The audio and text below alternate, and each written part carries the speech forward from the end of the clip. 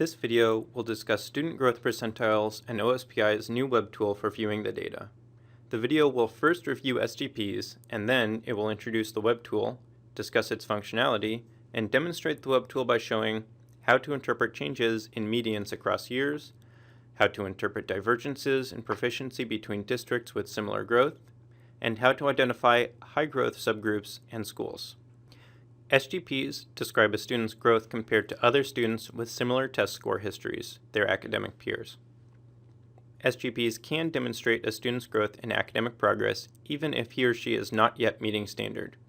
If a student receives an SGP of 85, it means he or she demonstrated more growth than 85% of Washington students in the same grade and subject who had similar prior test scores. For more information on SGPs, please watch the video An Introduction to Student Growth Percentiles, which is available on OSPI's SGP website. Publicly, OSPI reports median SGPs at the school, district, and state level. Medians are calculated by ordering individual SGPs from lowest to highest and identifying the middle score, that is the median.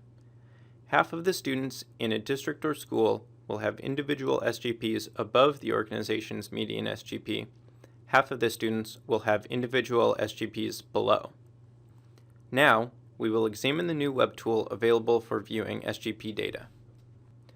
The web tool defaults to the state level.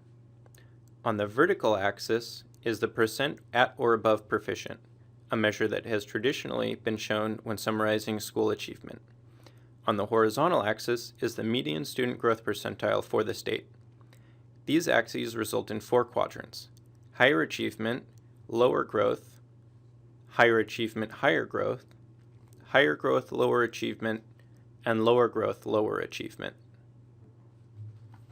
Hovering over a bubble displays a window with the percent met standard, the median SGP, and the organization's enrollment. The default selections for the tool are 2013 for the school year, English Language Arts for the assessment subject, and all grades for the grade level, where all grades denotes the grade levels present within the organization. For example, the all grades selection for an elementary school will only display the grades present in that elementary school. Say, an elementary school only has grades 3 through 5.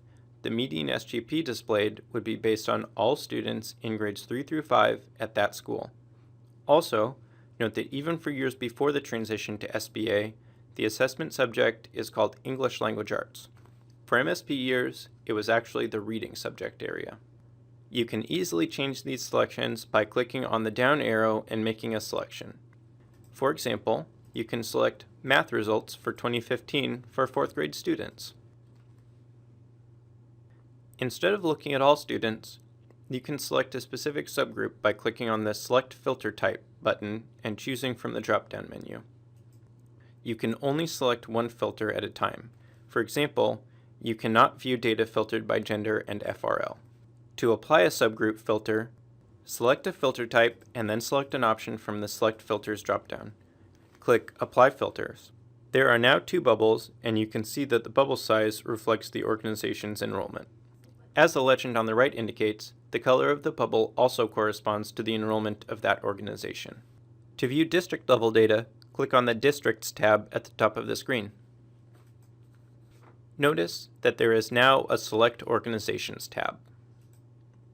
Clicking on this tab provides a drop-down menu where you can select individual districts. If you don't make a specific selection, the web tool shows all districts, as is currently the case. From this drop-down, you can search for a specific district in the filter box, or you can scroll to make your selection. Once you find the district you want, click on the box next to the district name, and then click Apply Filters. The functionality mirrors that of the state level. To access school-level data, click on the Schools tab at the top of the page. The School Level tab has the same functionality as the District Level tab, with one addition. In the Select Organizations drop-down, you can select all schools in a district simply by clicking on the district name. You can also select a single school by clicking the checkbox next to the school name and clicking Apply Filters. From here, you can apply filters for various subgroups. For example, To filter by race, choose Race from the Select Filter Type dropdown, and then By Race from the Select Filters. Click Apply Filters. Only one of the race categories appears. This could be because the other categories are not represented in the student population or because they are not displayed in order to protect student privacy. The Web Tool uses the same rules for determining what is displayed that are used in Report Card for Percent Met Standard. Additionally, schools or districts that do not have any SGPs for a given school year are not shown. For example, beginning in the 2014-15 school year, SGPs are no longer calculated for high school students, so high schools will not be displayed that year. Similar to this, schools participating in the SBA field test are suppressed for both the 2013-14 and 2014-15 school years, since SGPs require 2 consecutive years of scores. The Web Tool also lets us examine some interesting scenarios, such as changes in median SGPs across years. Median SGPs at the school and district level tend to cluster around 50, since individual SGPs are distributed from 1 to 99 with a statewide median of 50.